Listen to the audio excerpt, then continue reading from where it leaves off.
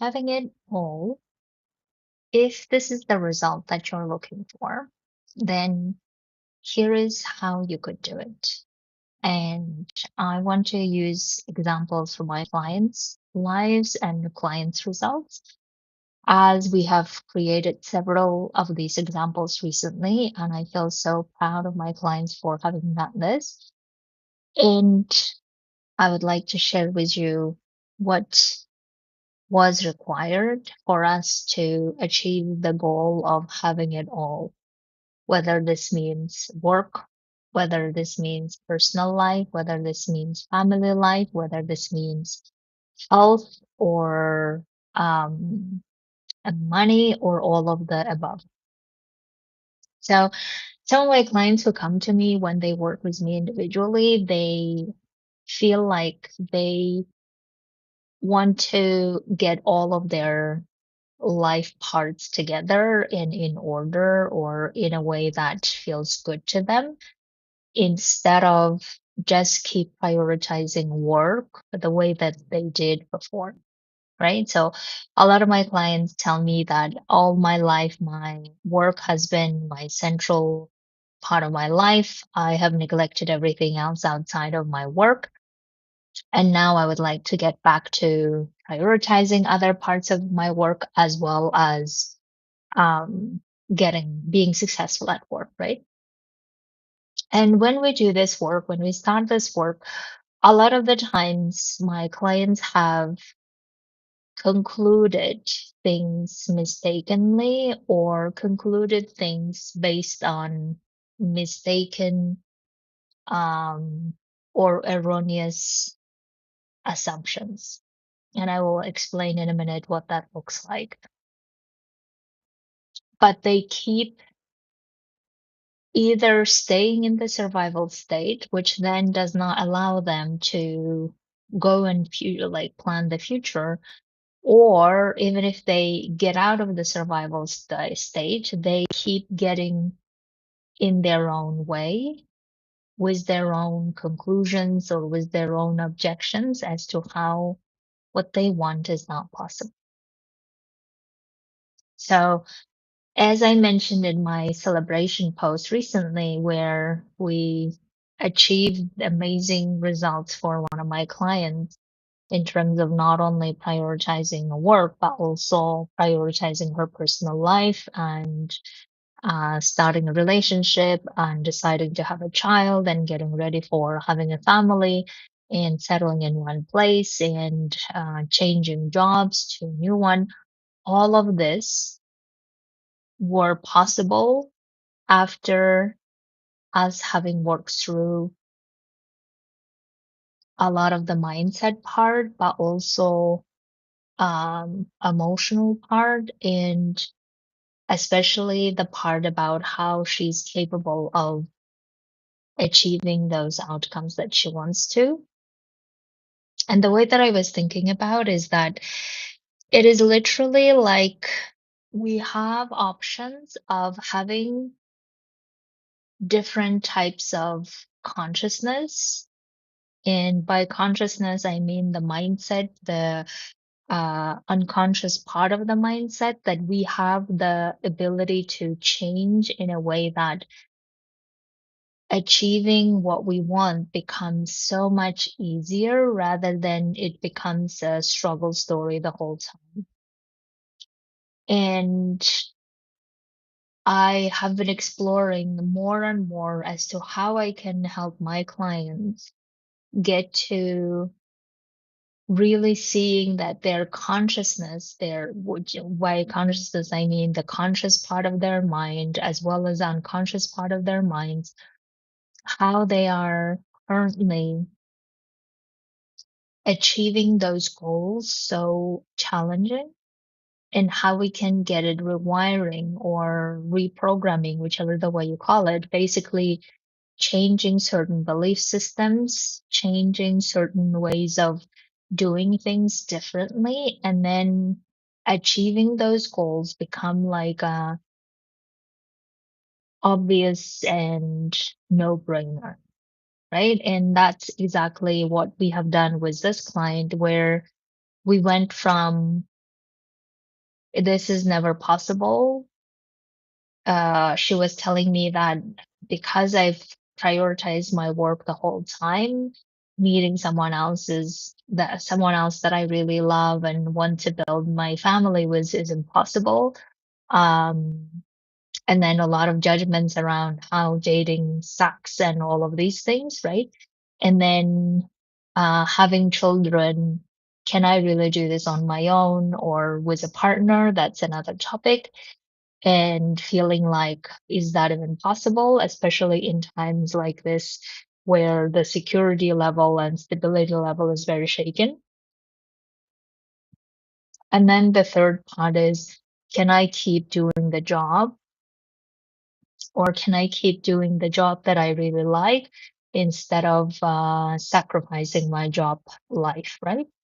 So when we look at all of these three aspects, if we approach this from the consciousness or the mindset, whichever the way that feels more accessible to you, if we approach it from the mindset of survival, which is, I need to survive now, I need to take care of my basic needs, then obviously it all feels impossible, right? Because that's what survival state does. Survival state makes us keep choosing only one thing at a time because we feel like we have no capacity for more things. And we also don't have capacity for long-term planning and all of these things because we are in the so much reactionary and trying to deal with a lot of our emotions. So that's why in this client's case, it was also the situation at work was very challenging, toxic environment, and it felt like survival state is what the current state is. And I feel a lot of my clients, when they are thinking about whatever the future they would like to have, where they have it all, it feels impossible because they are looking at that future from the survival state. And from the survival state, it feels impossible, right? And because it feels impossible and it feels like so long to go, or it's not even possible, therefore we don't even take any action, or we don't even commit to, we don't even explore ways to do that because we just are essentially surviving, right? Staying above the water. And therefore the first thing that I always help my clients get out of that survival state if we're wanting to plan long term, right? So, in these situations as well, with several of my clients who wanted to have it all, but in the moment it felt impossible to do that, what we did first is we regulated those emotional states, meaning how do we deal with those emotions that are just keeping us in the survival mode, how to deal with them and process them and learn to deal with them in a way that's sustainable. That's the first job. And then learning to understand how or what patterns, what belief systems are generating those survival type of um, emotions, and what can we do about those belief systems. So this is how we get ourselves out of the survival state, right? Survival state essentially means that we are under the influence of fear, and therefore we're trying to do everything possible to react to situations around us instead of proactively choosing what we want to do and how we want to do. So instead of keep reacting and keep stay, like perpetuating the survival state, what we want to do is we build the muscle in the muscle of trust, essentially, so much that the muscle of trust starts getting higher and higher, and it trumps fear, or it does not get shaken by fear, essentially. And that's how we get out of the survival state, right? So once we get out of the survival state, by understanding how we deal with our emotions, how we don't need to be victims of our emotions, and how we are the one generating those emotions based on the reaction to our external environment, based on our reaction with other people. And once we start realizing and we are in charge of how to deal with all of those, then we start getting out of the survival state. Now, once we get out of the survival state, which is really where you feel more trusting and confident that you are the person who can design and live the life that you want to, essentially, right? So another way of looking at it is you feeling more in control and having inner peace and inner grounded space for you to be able to then plan the future. Now, once we get to that stage, then we can actually start looking at, okay, what are the things that we want to and how we want to, and what are the obstacles in the way that are stopping us from going there, right? So, with these clients that I'm talking about, where we have pursued the goal of having it all, the the first things that like a lot of them in common, which is like especially if we want to start dating or having relationships, the first things that people will always tell me is all of their judgments around dating, all of their difficulties around dating, all of their conclusions which are premature.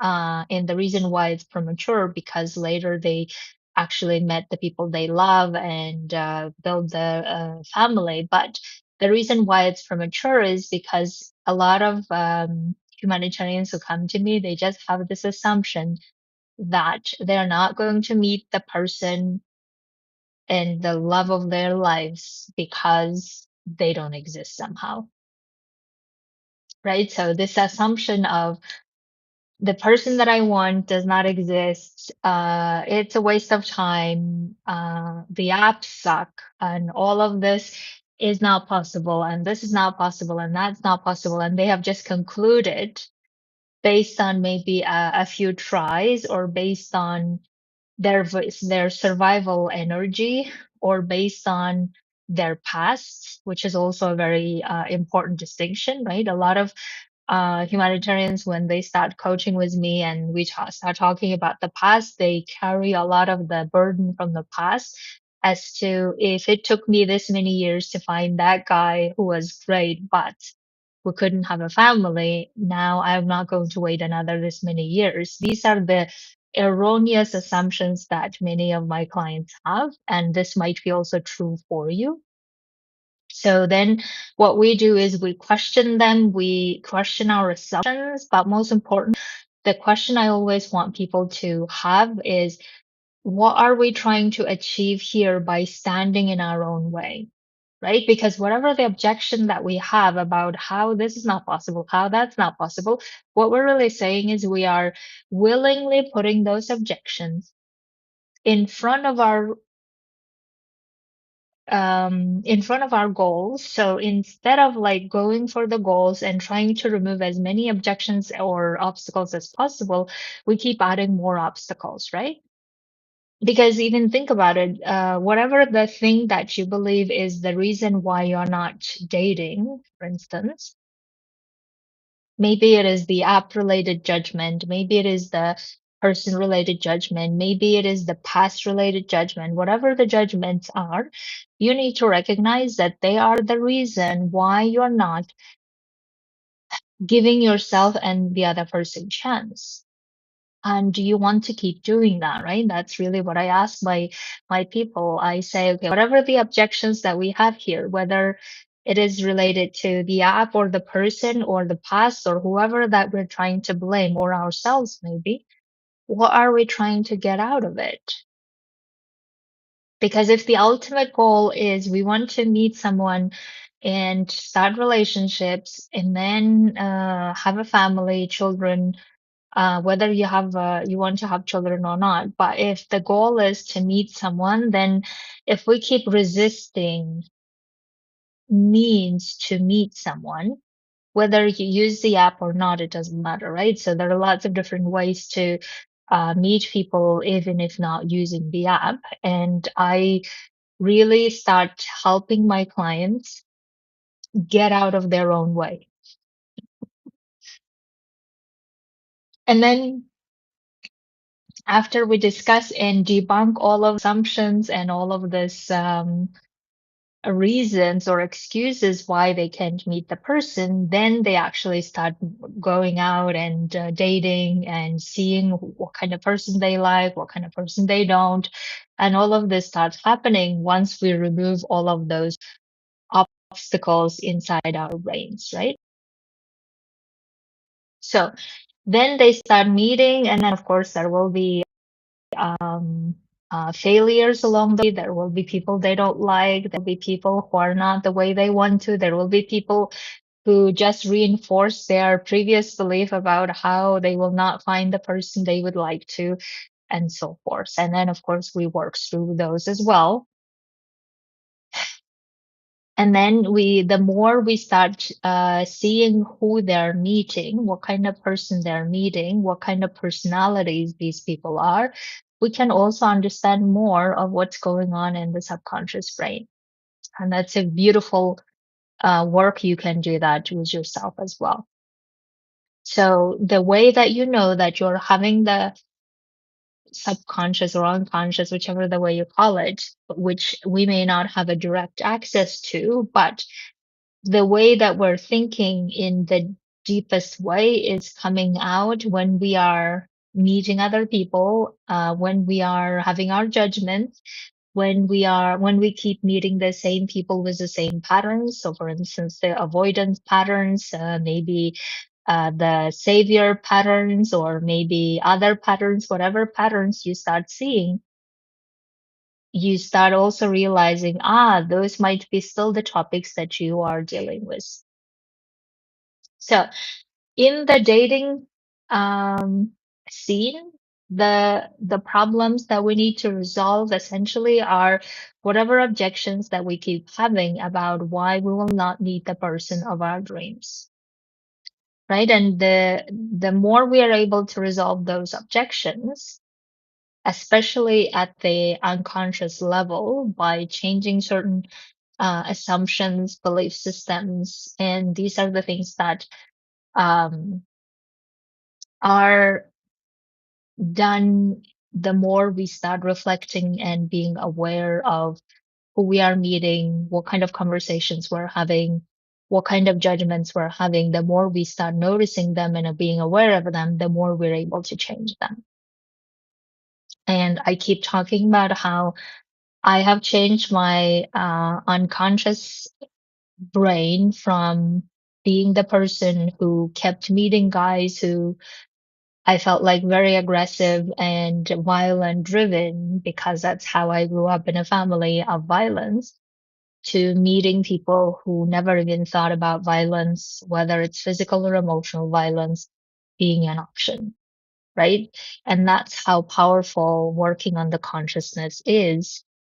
It led us start seeing or meeting people that really are on the same wavelengths as we are, and discard or not even meet people who are not our match. So then my clients started meeting people that they wanted, and they also, in the beginning, the adjustment period where they had their topics to resolve in the relationship. With one of my clients, she hadn't had she called serious relationship until she was 40, so therefore it took her a while to like learn about herself as to how and what kind of relationships she wants to lead. So that's really what you start discovering then, is what kind of relationship you would like to live, what kind of uh, uh, matters that you want to have conflict about, and what kind of matters you don't want to have conflict about because it's not worth it. So all of these you start discovering, right? So once you start discovering and start seeing that, is this the person that you would like to have your family long term or not? Then we have also resolved the topics of whether to have children with the partner or without the partner, right? And I ask my clients always, if you were like first understanding if you would like to have a child, right? So that's the topic that we have worked with some of my clients as well. And the way that they find out whether they want to have children or not is, would they want to have children even if they didn't have a partner? And some people say, yes, I would. And some people say, no, I wouldn't, right? Another way of finding out is even if the job security is the way it is, would you still want to have children or not? And they may say, yes, I'm scared, but I would like to. Or they may say no. Um, so once we start understanding, with some of my clients, we have explored this option or this question of, some of my clients said, I would like to have children whether I meet a partner or not. And that was a great realization and coming from this deep trust in themselves. So that's why the goal that I really want people to explore is coming from that deep trust of whether they would like to, have children, whether they have the job or not, whether they have the partner or not, whether they, are sure about the future or not, and they start exploring for themselves what are the true answers, right? And some of my clients told me that, no, they don't want to. They want to do this only with a partner. Then also exploring why that is and how that is and how this could look like. That will reinforce their, decision as to what kind of person they would like to meet. So, and then once we resolve the children topic, and then the partnership topic, then it becomes like more clear as to the picture of how to live their lives, right? And then we look at the job, prospects one more time, right? So what kind of job they would like to have now transitioning to, um, in the partnership and having children. And then some of my clients told me that they don't want to prioritize their job the way they used to because they would like to now dedicate more time to their family and partnership. Other people instead say that no, I would like to have my exciting, career life because that's what keeps me going anyway, and I want to have my own, growth, and continue growing with the partner and with the child. Beautiful. And that's how we have been able to put all of the puzzles together of what kind of life they would like to live, in what place, what kind of partner, what kind of relationship, with a child, without a child. All of this we start solving, and then the professional part gets resolved as well. And excuse me. And when we look back as to how we have created it, I would say it is really the combination of resolving our own objections, resolving our emotional burden around certain topics, and embodying being the person who can have it all, whatever that looks like for you, and start putting into action all of what you've decided. And the reason why I want to really highlight or, um, focus on this is I'm afraid that a lot of the time people are giving up on their goals, people are giving up on what they truly desire because of falling victim to their fears, to their worry, to their anxious anxiety, right? To their mistaken or erroneous assumptions and conclusions that if we, had coached on it or if we had, resolved them, we would have probably had a very different outcome, a very different way of living life. And that's why my goal is to really advocate here as to living the life where you have it all, whatever that looks like for you, is possible. And not only possible, but it's very doable once we get ourselves out of the survival state. But while we are in the survival state, it may look like a very long, hard, arduous journey that we will never get to, and therefore we will give up without ever committing to trying and making it happen. So that's why whatever the decision you are making as to how it's not possible and how you can't have it all, I would really love to invite you to work with me on it, or invite you to work with yourself on it as to, are you really making these decisions out of true trust in yourself, in your abilities to live that life, or are you just doing it because you feel you are tired, you feel you can't do that, you feel it's too hard, it sounds just like La La Land, or it's possible for other people and not possible for me. And if you're doing out of those reasons, then question whether those should be the reasons why you're not living life in the way you would like to. Like with one of my clients, we always talk about life worth living, right? And I love how we like geek out about it together. And he was telling me recently that having the best relationship with his mom, with his parents, and with his friends would be part of how he lives his life and worth living.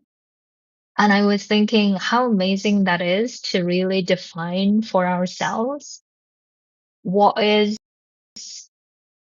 life worth living. And if I were to define it for myself, the life worth living for me would be having amazing relationships, that's for sure, whether it's with partner, husband, wife, um, um spouse, whoever, friends, parents, siblings, right? That's sure like big part of it. And the other big part of it is living the life in freedom of knowing that I can do whatever the activity and work and impact I want. I can also make the amount that I want and live wherever I want to. This is the ultimate, I believe, freedom, to have that ability, and not only to have that ability, but to um, practice that ability and put into a reality where we have all of what we want. That's, I believe, life worth living, instead of keep staying in the survival state. So, my dears, if there is anything I can do on this, you know how to book a call. And in the meantime, have a beautiful week. And thank you so much for being with me this almost 30 minutes to talk about having it all.